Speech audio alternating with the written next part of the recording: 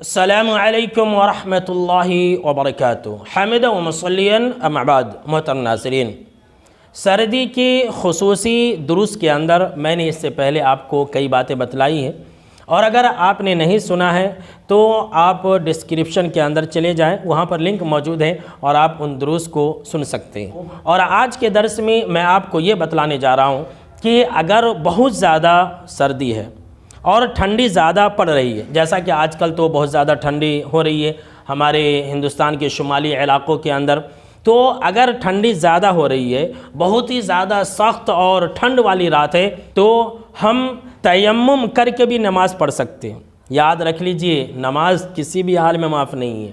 آپ نماز کو چھوڑ نہیں سکتے ہیں۔ زیادہ ٹھنڈ ہے اس کا بہانہ بنا کر کے، اور بہت ہی زیادہ پانی ٹھنڈا ہے اس کا بہانہ بنا کر کے آپ نماز کو نہیں چھوڑ سکتے ہیں۔ آپ وضو نہیں کر سکتے ہیں، کوئی بات نہیں ہے، آپ تیمم کر کے نماز پڑھ لیں اور وقت پر پڑھیں۔ ابو داؤد کی روایت ہے، حضرت عمرو بن عاص رضی اللہ تعالیٰ عنہ کہتے ہیں کہ ایک مرتبہ بہت ہی زیادہ سخت سرد رات تھی اور میں جنبی ہو گیا تھا، میں ناپاک ہو گیا تھا، اور مجھے اس بات کا یقین تھا کہ اگر میں غسل کروں گا تو میں ہلاک و برباد ہو جاؤں گا، اس لیے کہ ٹھنڈ بہت زیادہ تھی، بہت ہی زیادہ سردی ہو رہی تھی۔ لہٰذا حضرت عمرو بن عاص رضی اللہ تعالیٰ عنہ کہتے ہیں کہ لہٰذا میں نے تیمم کیا اور اپنے ساتھیوں کو نماز پڑھا دی۔ لوگوں نے جو ان کے پیچھے نماز پڑھے تھے، آپ صلی اللہ تعالیٰ علیہ وسلم سے شکایت کر دی اور کہا کہ حضرت عمرو بن عاص رضی اللہ تعالیٰ عنہ نے ناپاکی کی حالت میں غسل کرنے سے پہلے ہی تیمم کر لیے اور نماز پڑھا دیے۔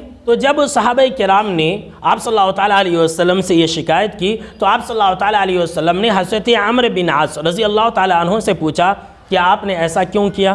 کہ آپ نے ناپاکی کی حالت میں صرف تیمم کر کے نماز پڑھا دی؟ تو حضرت عمرو بن عاص رضی اللہ تعالیٰ عنہ نے کہا کہ اے اللہ کے نبی اکرم و مکرم صلی اللہ تعالیٰ علیہ وسلم، بہت ہی زیادہ سرد رات تھی، بہت ہی زیادہ ٹھنڈک والی رات تھی، بہت ہی زیادہ سردی تھی، اور مجھے اللہ رب العالمین کا یہ فرمان یاد آیا، وَلَا تَقْتُلُوا أَنفُسَكُمْ إِنَّ اللَّهَ كَانَ بِكُمْ رَحِيمًا،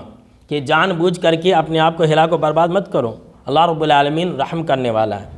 تو حضرت عمرو بن عاص رضی اللہ تعالیٰ عنہ کہتے ہیں کہ آپ صلی اللہ تعالیٰ علیہ وسلم میرا یہ جواب سن کر کے ہنس پڑے اور مسکرا دیے، اور آپ نے کچھ نہیں کہا۔ تو کیا پتہ چلا؟ پتہ یہ چلا کہ اگر انسان ناپاک بھی ہو جائے اور وہ انسان سخت سردی کی وجہ سے نہیں نہا سکتا ہے اور غسل نہیں کر سکتا، اس کے پاس گرم پانی کی سہولت نہیں ہے، تو وہ انسان یہ بہانہ نہیں کر سکتا کہ میں ناپاک ہو گیا ہوں، میں نماز نہیں پڑھ سکتا ہوں، نہیں، وہ انسان تیمم کر لے اور فوراً نماز کو ادا کرے۔ یہ ہے اسلام،